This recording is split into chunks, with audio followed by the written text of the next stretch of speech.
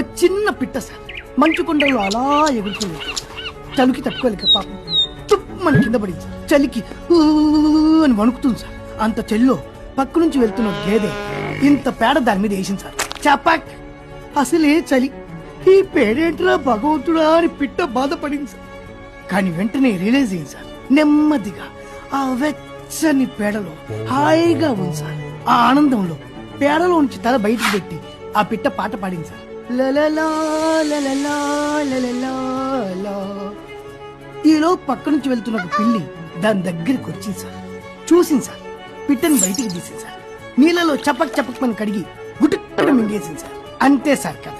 Moral of the story ఏంటంటే, rule number 1, మనల్ని బురదలోకి నెట్టిన వాడిని శత్రువు అనుకోకూడదు. రూల్ నెంబర్ 2, మనల్ని బురదలోంచి తీసిన వాడిని మిత్రుడు అనుకోకూడదు. వాడు ఎందుకు తీశాడో ఏంటో. నెంబర్ 3, మనం బురదలో ఉన్నప్పుడు, I mean when you are in a deep shit, అన్ని మూసుకొని కూర్చోవాలి తప్ప పాటలు అవి పాడకూడదు. మీకు పూర్తిగా అర్థమైంది అనుకుంటా.